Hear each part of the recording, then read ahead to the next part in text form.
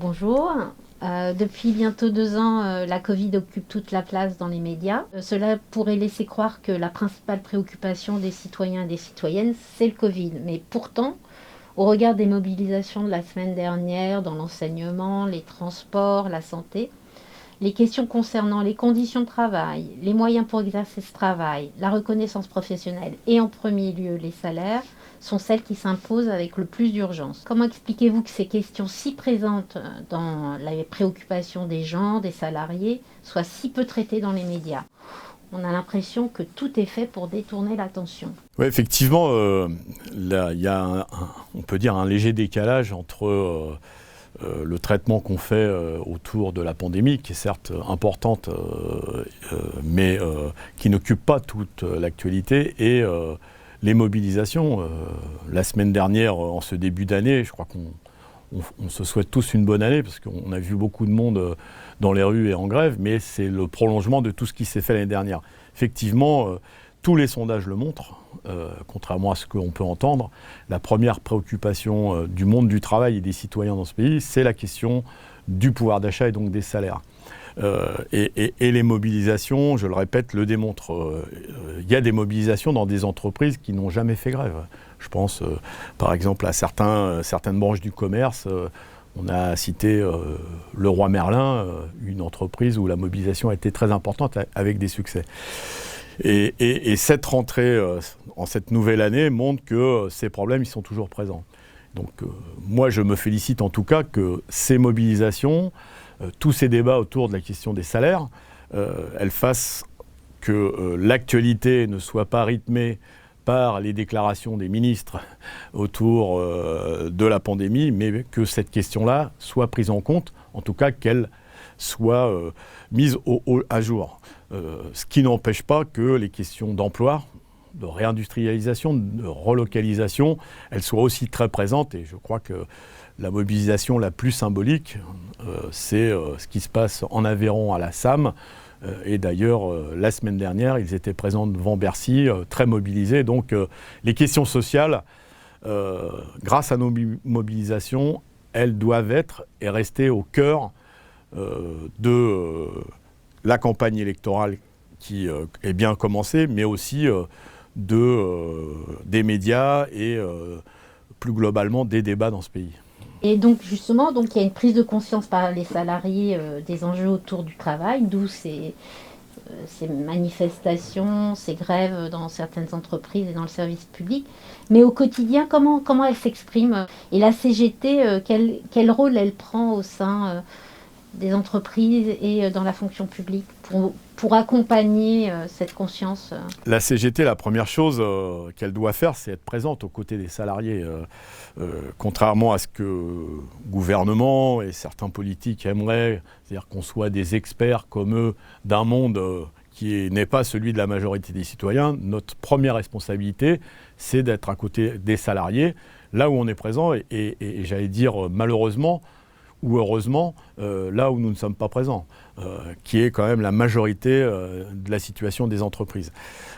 Ensuite, la CGT doit expliquer, écrire, proposer des choses. Par exemple, en ce début d'année 2022, tout montre que les inégalités se sont accrues l'année dernière, puisque les riches sont devenus de plus en plus riches. Titre d'exemple, la plus grosse fortune de France a vu ses revenus augmenter de plus de 100%. Aucun salarié n'a vécu ça. C'est-à-dire que donc, les riches deviennent de plus en plus riches et, j'allais dire paradoxalement, ou à côté de ça, les pauvres deviennent de plus en plus pauvres et les inégalités se sont accrues. C'est-à-dire qu'il y a beaucoup d'argent qui a circulé l'année dernière, avec beaucoup d'argent public, c'est-à-dire l'argent de nos impôts, et il a été directement dans les poches des actionnaires, puisque là aussi, c'est significatif, l'indice boursier du CAC 40 a connu sa plus grosse progression depuis ces 25 dernières années. Et donc ça, c'est le rôle de la CGT de l'expliquer. Et quand on nous dit qu'il n'y a pas d'argent pour l'école, qu'il n'y a pas d'argent pour augmenter le salaire des personnels soignants, eh bien on dit si, il y en a. Malheureusement, il n'est pas orienté de la bonne façon, ce qui renforce notre détermination à exiger que ces aides publiques, elles soient transparentes et qu'elles soient conditionnées à des augmentations de salaire et des créations d'emplois. D'ailleurs, aujourd'hui, on a vu que les professions du médico-social sont en grève, hein, et puis aussi les enseignants qui seront en grève de nouveau jeudi. Oui, parce que les personnels soignants et plus globalement ce qu'on appelle le médico-social ont été les grands oubliés du Ségur de la santé. Les invisibles, les deuxièmes lignes, comme on les a appelés, restent dans des conditions de travail et des conditions de salaire identiques à ce qu'elles étaient avant la pandémie. Idem pour l'éducation. Alors, même si, et il faut le souligner, la mobilisation a permis deux choses. D'avoir un des ministres les plus arrogants du gouvernement faire son mea culpa en direct, ce qui est quand même, je trouve, très nouveau. Et puis, en même temps, à mettre en avant les problèmes d'effectifs et d'emploi que revendique d'ailleurs tout le personnel de l'éducation. Je pense notamment au remplacement.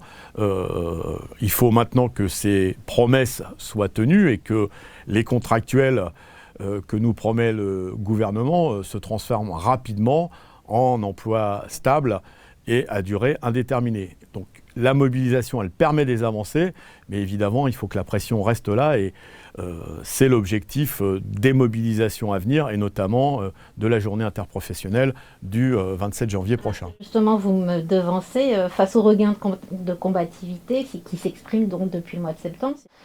Quel sens faut-il donner à l'appel de la CGT pour la journée nationale de mobilisation interprofessionnelle militaire du jeudi 27 ? Oui, c'est une journée importante, interprofessionnelle. D'ailleurs, on le voit, qui se décline maintenant dans beaucoup d'entreprises, beaucoup de professions qui relaient cet appel. C'est le fait de démontrer que cette question de salaire et de pension, parce que je n'oublie pas évidemment les retraités qui ont été mobilisés en fin d'année dernière, elle doit être au cœur des revendications des salariés, mais en même temps avec des réponses concrètes. Par exemple, la CGT revendique à chaque augmentation du SMIC, automatiquement, dans les branches professionnelles, il y ait une revalorisation des minima de branche, ce qui n'est pas le cas aujourd'hui. Je me rends compte que beaucoup de salariés l'ignorent. Voilà des choses concrètes que propose la CGT et qui permettraient de revaloriser des dizaines de milliers de salariés sans attendre une éventuelle négociation de branche qui prend souvent beaucoup de temps. Et à titre d'exemple, dans certaines branches professionnelles, les négociations prennent des mois, et donc il n'y a aucun impact de l'augmentation du SMIC directement sur les plus bas salaires des branches. Voilà des choses très concrètes que nous porterons dans cette journée interprofessionnelle, qui d'ailleurs, de mon point de vue, on doit en appeler d'autres. Nous y travaillons déjà, y compris de façon intersyndicale. En tout cas, il y a déjà une date qui est présente dans le paysage, dans la continuité de cette journée interprofessionnelle du 27 janvier. C'est le 8 mars, parce que les inégalités salariales entre les femmes et les hommes sont absolument scandaleuses.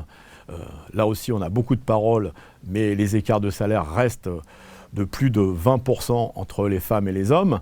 Et c'est bien la symbolique qu'il y a un problème de reconnaissance des qualifications, un problème salarial, et notamment dans les métiers à prédominance féminine. Pour terminer, les jeunes aussi s'associent au 27. C'est bien qu'ils soient là. Je pense que cette pandémie a révélé aussi la grande détresse des jeunes. Et s'il y a une catégorie de population qui vit de plus en plus dans la pauvreté, c'est la jeunesse étudiante, la jeunesse au chômage. Et on l'a vu d'ailleurs avec les files qu'il y avait devant des associations caritatives, mais aussi devant des locaux CGT, puisque quelques unions départementales ont favorisé justement l'aide à cette jeunesse.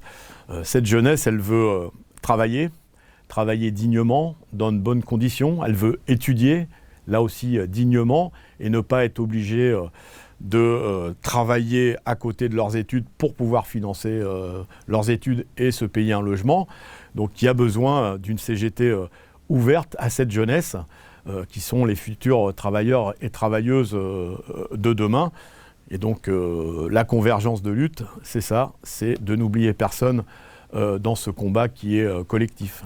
Je veux aussi évidemment traiter de la situation dans le monde, parce que si nous vivons ça en France, on peut imaginer les conséquences de la pandémie, mais aussi du mauvais travail dans le monde. Et je pense que ce que porte la CGT au niveau européen, c'est-à-dire l'idée d'un salaire minimum européen pour éviter le dumping social, c'est aussi relayé avec notre exigence, premièrement, de la levée des brevets pour que tout le monde, toutes les populations dans le monde soient égales devant la vaccination. Il est absolument scandaleux qu'il existe des usines qui fabriquent des vaccins en Afrique et que la population africaine ne puisse en bénéficier. Et puis, évidemment, derrière tout ça, c'est le besoin de solidarité internationale avec des peuples en souffrance. Et ils sont tellement nombreux que je ne pourrais pas tous les citer, mais en tout cas, la CGT est présente à leur côté. Donc, convergence des luttes et solidarité internationale. On pourrait résumer ces vœux pour cette nouvelle année de cette façon. Merci.